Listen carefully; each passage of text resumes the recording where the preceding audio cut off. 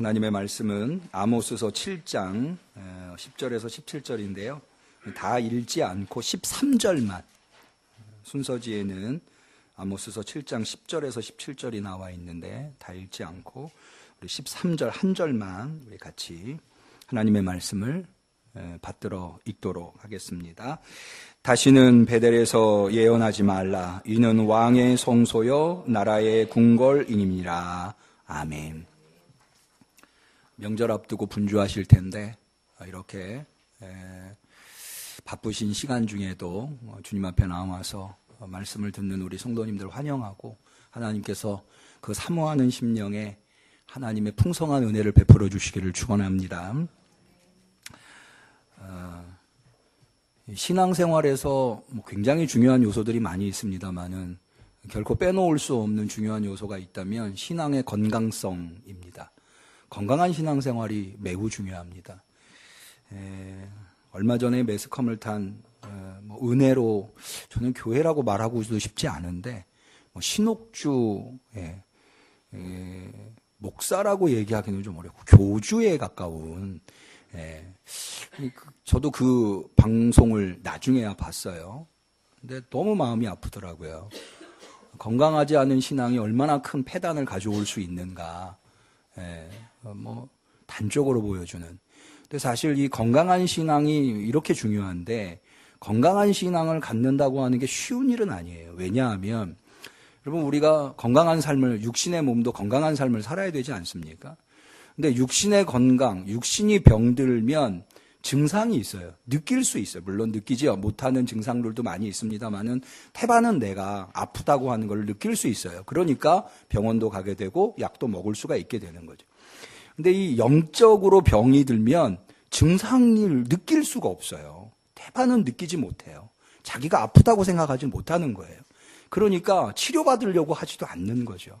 결국에는 이 영적으로 병이 들면 모든 것이 파탄나고서야, 그제서야 깨닫는 경우들이 너무 많아가지고, 그래서 이 영적으로 질병에 걸린 것이 대단히 심각할 수 있겠다라는 생각을 하게 됩니다. 그래서 제가 목회자로서 어떻게 하면 우리 성도들이 건강한 신앙생활을 할 수 있을까? 이 건강한 신앙생활을 위해서 또한 중요한 게요, 균형 있는 신앙생활이 대단히 중요합니다. 아무리 좋은 음식도 너무 과도하게 먹으면 과유불급이라고 하죠. 너무 과도하면은, 지나치게 되면은 모자라지만 못할 수 있잖아요. 또 때로는 안 좋은 것이라고 생각을 하더라도 그것이 아주 유용하게 우리한테 유익을 줄 수도 있죠. 제가 지난 8월 3일자 중앙일보에 아주 흥미로운 기사 하나를 봤는데, 술을 좋아하시는 중년분들이 좋아할 만한 그런 기사를 하나를 봤는데, 뭐냐면 술을 전혀 입에 대지 않는 분보다 술을 적절하게 드시는 분이 치매에 걸리지 않을 확률이 45%가 낮다라고 하더라고요. 그런 기사가 지난 8월 3일자 중앙일보에 났어요. 한번 확인해 보세요. 그래서 술도 유용하게 쓰일 때가 있구나. 그러니까 건강한 신앙을 위해서 균형 있는 신앙생활을 하는 것은 대단히 중요한데, 저는 목회자로서 성도들이 균형 있는 신앙생활을 할 수 있도록 말씀을 준비할 때 늘 두 가지를 염두에 둡니다. 첫 번째가 뭐냐 하면 성서일과, 교회력에 따른 성서일과라고 하는 거예요. 그래서 이제 전 세계의 교회들이 교회력에 맞추어서 매 주마다 읽어야 할 성경 본문을 제공하고 있는 곳이 있습니다.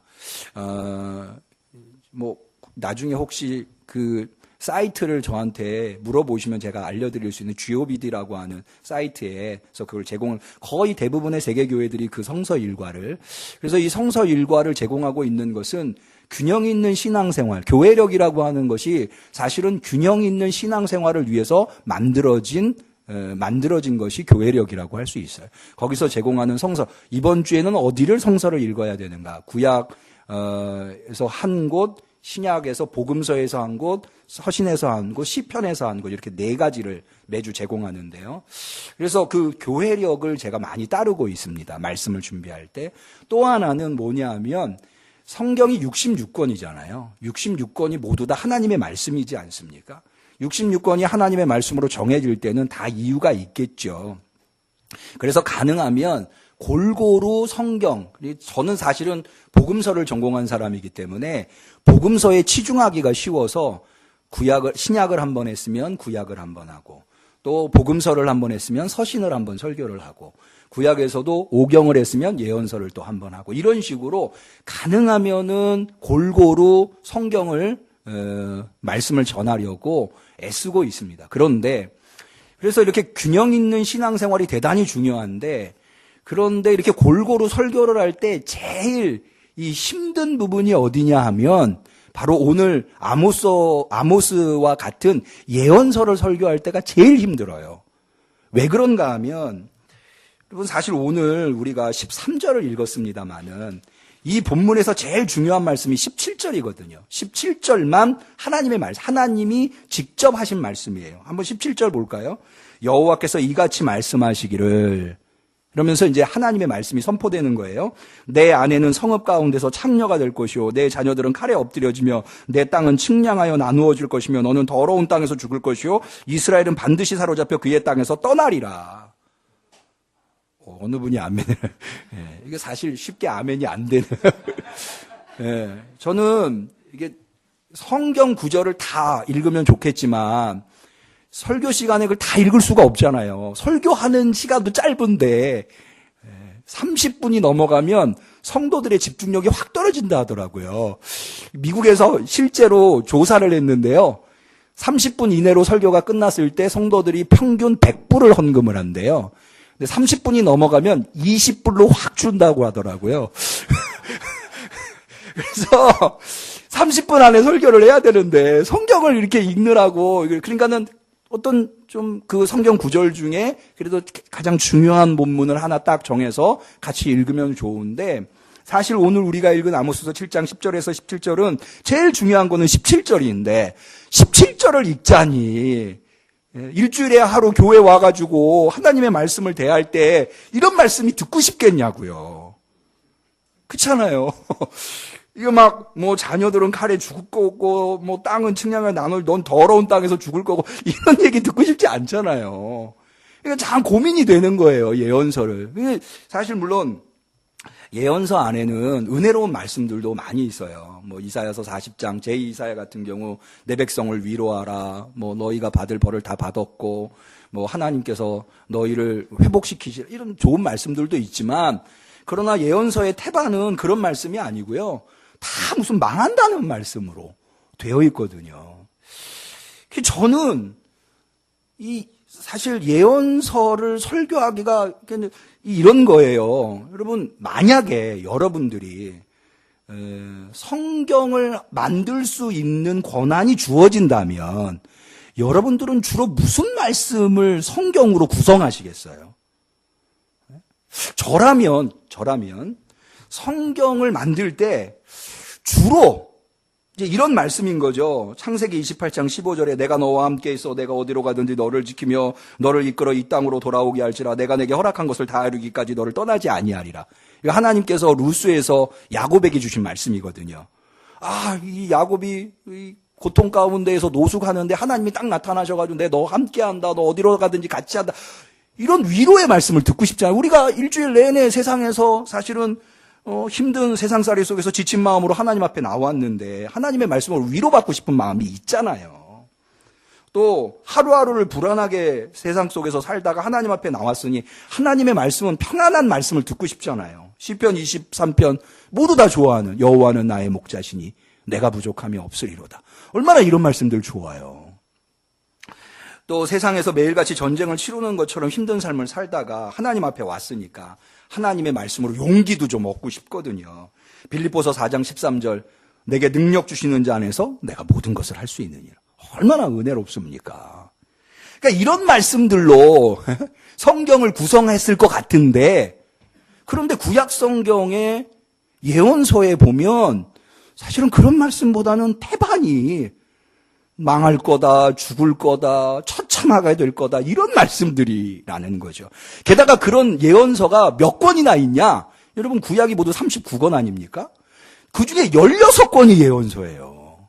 아니, 한 권 정도 이렇게 들어가는 거야. 뭐, 있을지. 16권이나 거기다 넣을 필요가 뭐가 있어요? 이 험악한 말들을.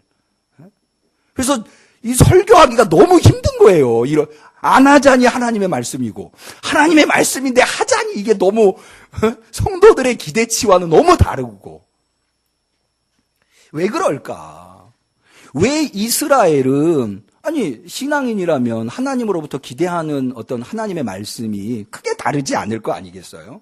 우리 한국 성도들이 좋아하는 하나님의 말씀 대부분 비슷비슷하잖아요. 암송하는 하나님의 말씀이랄지. 그런데 이스라엘 사람들도 마찬가지일 거라는 거죠. 하나님의 듣고 싶은 말씀이 있을 거라는 거죠. 위로의 말씀, 평안의 말씀, 용기 주시는 말씀, 축복의 말씀. 네가 어디로 가든지 내가 너와 함께하고 너가 이 땅으로 돌아올 때까지 너를 축복하리라. 네 자손이 하늘의 별과 같고 네가 밟는 땅 다 너한테 주겠다. 뭐 이런 말씀이 듣고 싶은데 왜 이스라엘 사람들은 그 많은 말씀들을 다 놔두고 이런 예언서의 아주 고통스러운 말씀들을 16권이나 담아 놓았는가 라고 하는 거죠. 그것을 한번 좀 생각을 해보니까는요, 이스라엘 사람들이 이렇게 16권이나 되는 예언서의 말씀을 담아 놓은 여러 가지 이유가 있겠습니다만 가장 중요한 이유는 이스라엘이 결국에는 망했다는 거예요.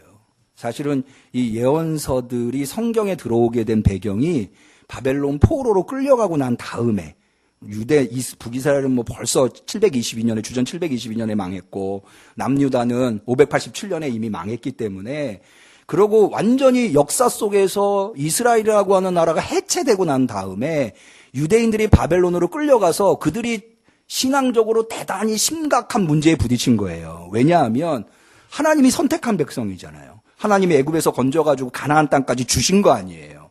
그런데 그 땅을 다 잃어버리고 하나님의 백성이라고 하는 자격을 상실한 채 바벨론의 그 이방인의 땅에서 노예 생활을 하고 있는 거예요. 얼마나 처참한 생활을 하고 있습니까? 왜 우리는 이렇게 됐는가라고 하는 것에 심각한 고민을 하게 된 거죠. 그래서 나온 것이 이제 신명기 역사서. 신명기 역사서의 가장 핵심적인 내용이 뭐냐면 여러분 뭐 잘 아시는 대로 순종이 뭐보다 낫죠? 제사보다 낫다. 그러니까는 망하기 이전에는 하나님 앞에 열심히 예배드리고 제사드리면 하나님이 축복해 주시고 하나님이 도와주시는 줄 알았는데 망하고 나서 다시 신앙을 반추해 보니까 제사드리고 예배드리는 게 정말로 의미가 있으려면 예언자들을 통해서 그때 너희들 망할 거다 빨리 돌이켜야 된다 그 말을 들었어야 했다는 거죠. 그 뼈아픈 자신들의 실패의 경험이 여기 지금 예언서를 16권이나 성경에 들어오도록 만들어 놨다. 그러면 다시 한번 질문을 해봐요. 이스라엘은 왜 이렇게 불순종했을까요? 예언자들이 그렇게 막 피를 토하면서 너 이런 식으로 하다 망할 거다라고 얘기를 했는데도 불구하고 왜 이스라엘 사람들은, 왜 유대인들은 그 말을 하나도 듣지 않았어. 결국에는 하나님의 백성의 지위를 잃어버리고 하나님이 주신 가나안 복지 땅을 빼앗기고 바벨론의 포로로 끌려와서 노예 생활을 하게 된 것일까요? 우리와는 다르게 이스라엘 민족이 원래부터 못된 송아지 엉덩이에 뿔 난다고 불순종하는 민족이어서 불순종에 특심하는 민족이어서 그런 것일까? 왜 이스라엘은, 왜 유대인들은 그 많은 예언자들의 하나님의 말씀을 듣지 않은 것일까? 이게 굉장히 중요한 포인트라고 저는 생각을 해요. 그래서 이것을 좀 추적해 보니까 하나님께서 예언자들을 보내신 시대를 좀 볼 필요가 있겠더라고요. 그 예언자들, 여러분이 알고 있는 대표적인 예언자들이 누굽니까? 예컨대 나단 선지자, 갓 선지자, 뭐 유명하죠? 다윗이 우리아의 아내 밧세바를 범하고 우리아를 살인할 때 나타나서 그의 잘못을 지적하고 뭐 솔로몬. 그런데 이 나단 선지자, 갓 선지자는 어느 시대 사람입니까? 방금 말씀드린 대로 다윗 솔로몬 시대 사람이죠. 그 다음에 여러분이 아시는 뭐 유명한 예언자가 엘리야 엘리사. 엘리야 엘리사는 이 북왕국 이 아합 오므리 왕조 시대 사람이거든요. 그런데 다윗 솔로몬이랄지 아합 오므리 그러니까는 엘리야가 아합 왕 시대 때 사람 아닙니까?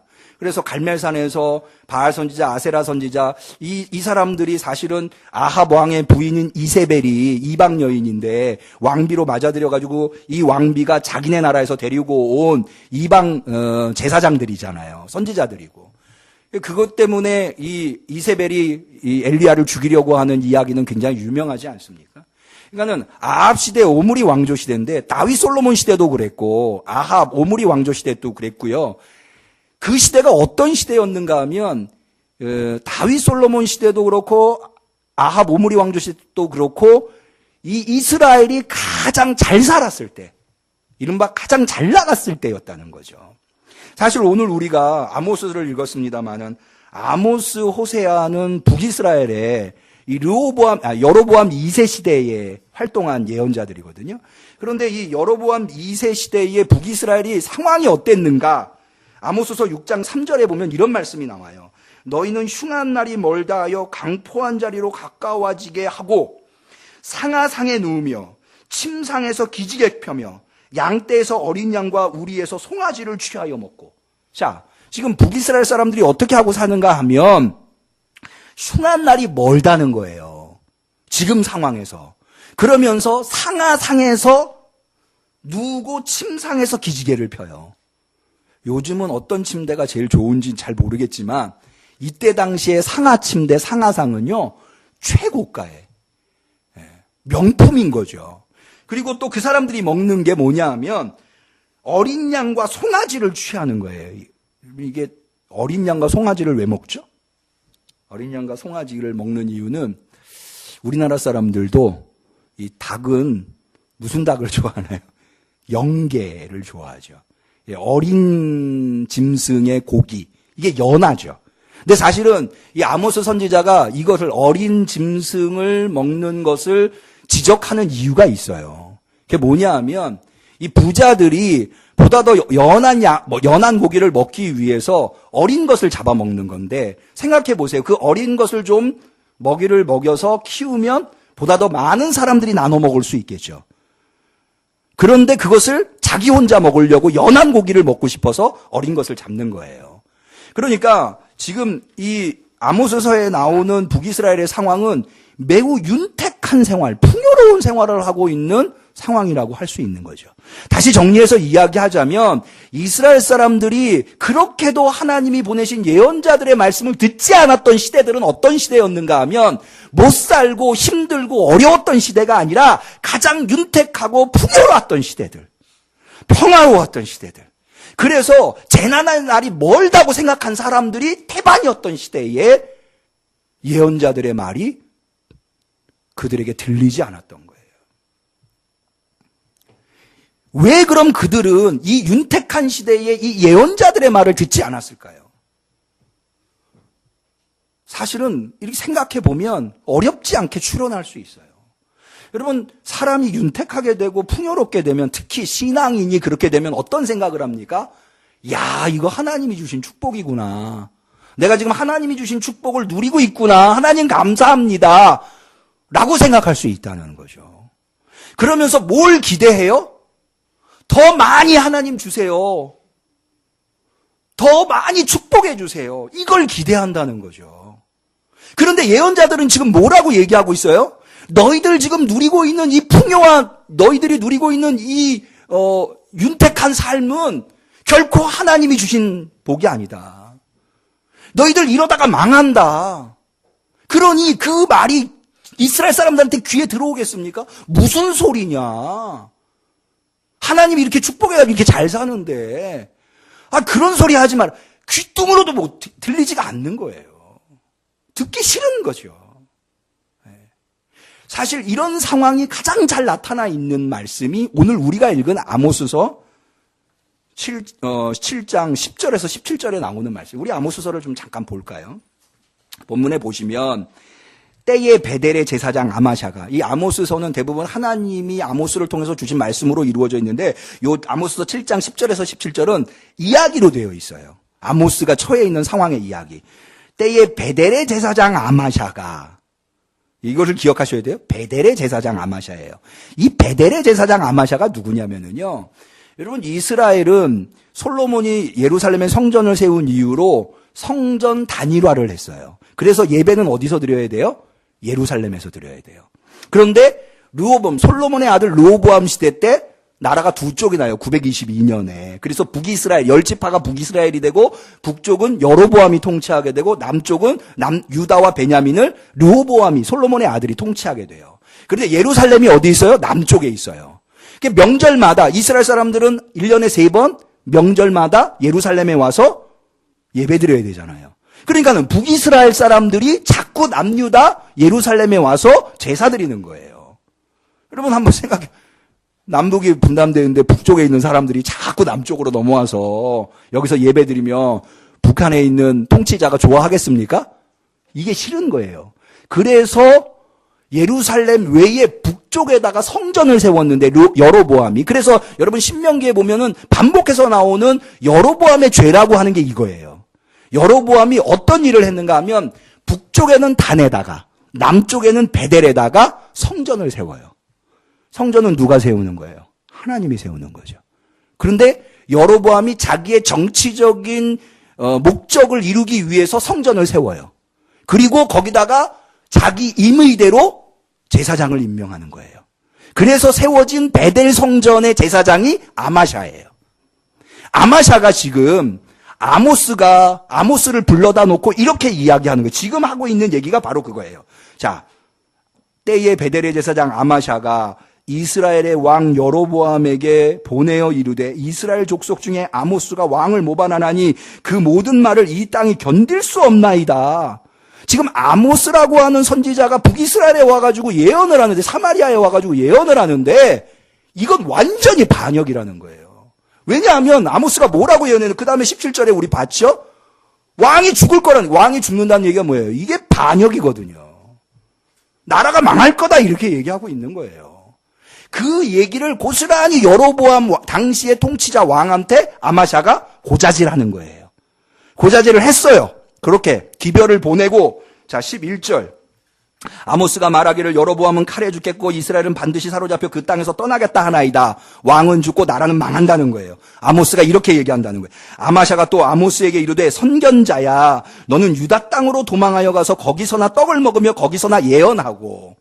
무슨 얘기인고 하니 아모스를 불러다가 이렇게 얘기하는 거예요. 네가 뭐라고 예언했는지 왕한테 다 일렀어. 너 왕이 들었으니까 너 가만 안 둘 거야. 그러니 너 살고 싶으면 빨리 니네 나라로 도망가. 아모스가 16명의 선지자 중에요. 이제 문서 예언자라고 하는데 문서 예언자 중에 딱 2명만 북이스라엘에서 활동한 예언자예요. 근데 호세아하고 아모스거든요. 근데 호세아는 원래 고향이 북이스라엘이에요. 근데 아모스는 원래 고향이 남유다예요. 남유다 사람이 북이스라엘에 와가지고 뭐라고 예언하는 거예요? 왕은 죽겠고 나라는 망할 거다 이러고 있는 거예요. 그 얼마나 듣기 싫어요. 에? 그러니까는 아모스를 불러다가 너가 한 말 다 왕한테 일렀어. 너 살고 싶으면 니네 나라로 빨리 도망가. 너 여기 먹고 살려고 와 있니? 먹고 살 일이 없으면 너네 나라 가가지고 예언해서 먹고 살아. 이렇게 이제 얘기하는 거예요. 협박하는 거죠, 한마디로. 그랬더니 아모스가 뭐라고 얘기하는가? 14절을 볼까요? 그러면서 아마샤가 아모스한테 뭐라고 얘기하냐면 다시는 베델에서 예언하지 말라. 베델에서 예언하지 말라는 거예요. 왜? 이유가 뭐예요? 이는 왕의 성소요 나라의 궁궐이며. 여기 이제 개혁 개정판에는 나라의 궁궐이라고 되어 있는데 개혁 한글판에는 왕의 궁궐이라고. 여기가 어디래요? 왕의 성소예요. 여러분 성전, 베델 성전이 성전이라고 한다면 누구의 성전이어야 해요? 하나님의 성전이어야죠. 그런데 지금 아마샤는 뭐라고 얘기하고 있어요? 이 베델이 누구의 성전이래요? 왕의 성전. 왜 왕의 성전이라고 이야기하는지 아시겠죠? 왕이 세웠고 자기도 왕이 세웠으니까. 여기는 누가 주인이라는 거예요? 하나님이 주인이 아니고 왕이 주인이라는 거예요.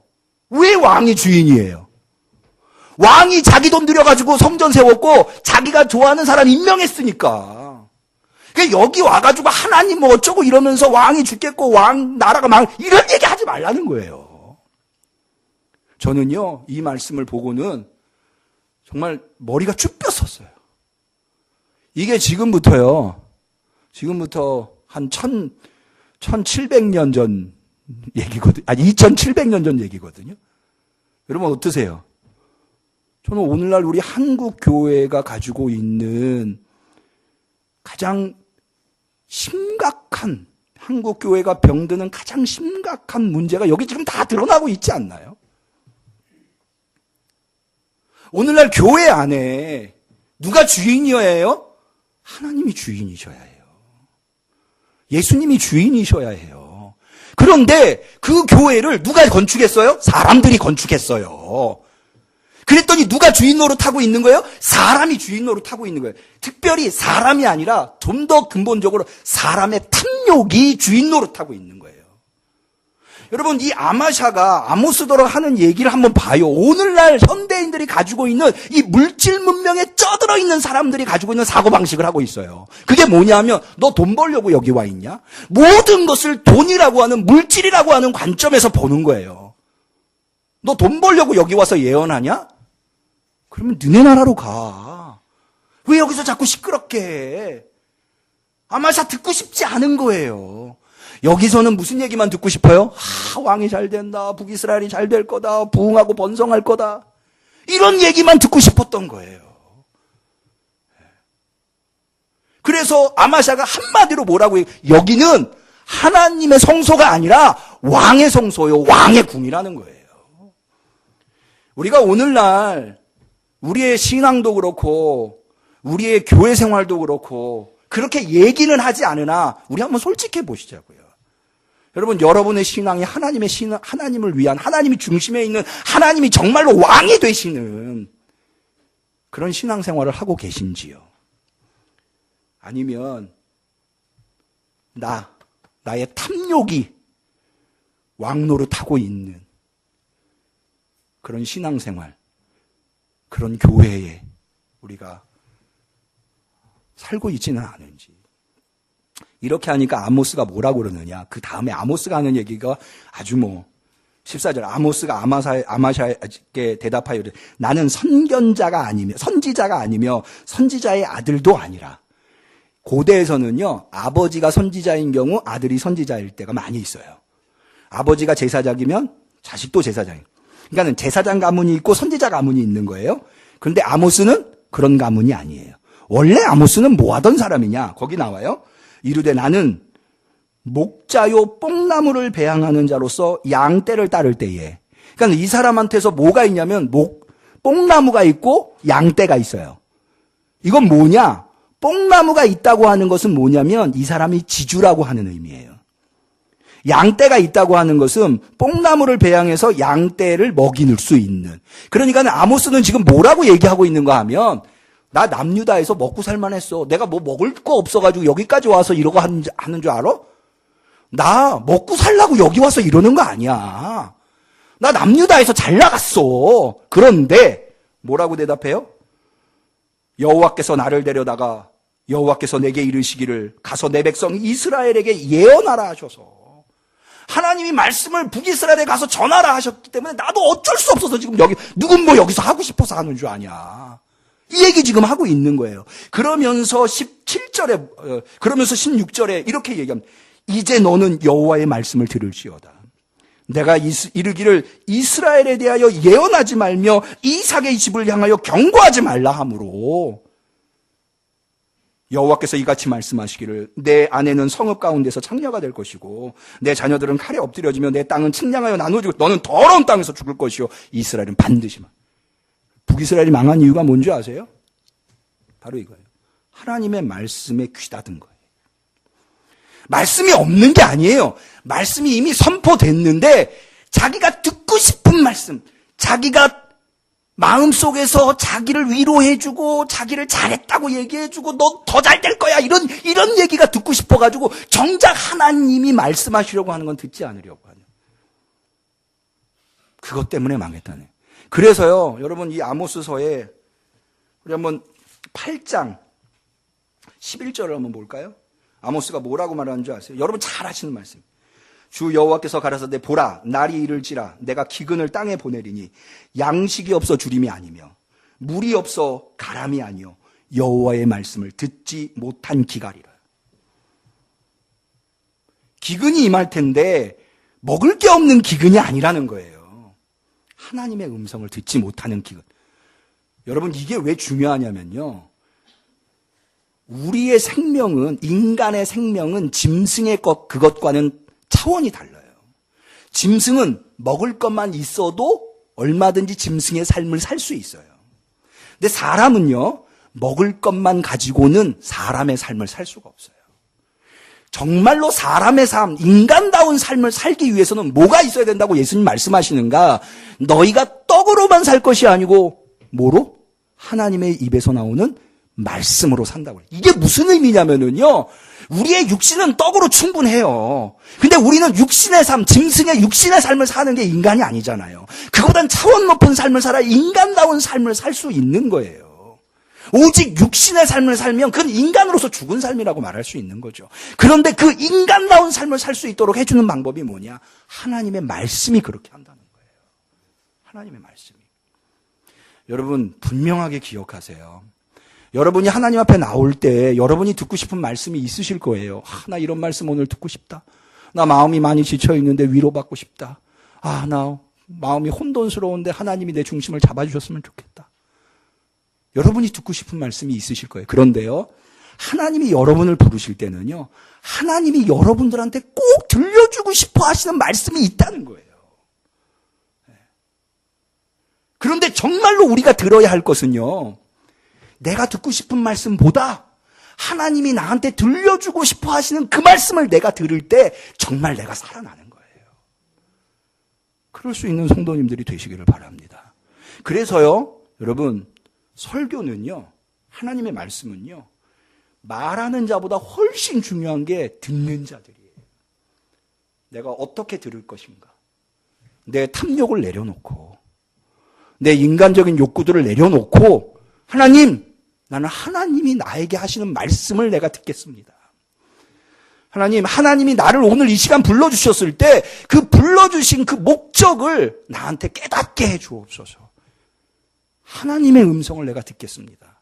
라고 하는 각오로 주님 앞에 나올 때야만이 우리는 정말 인간다운 삶, 가치 있는 삶, 하나님의 자녀로서의 삶을 살고 생존할 수 있는, 망하지 않고 생존할 수 있는, 기도하시겠습니다.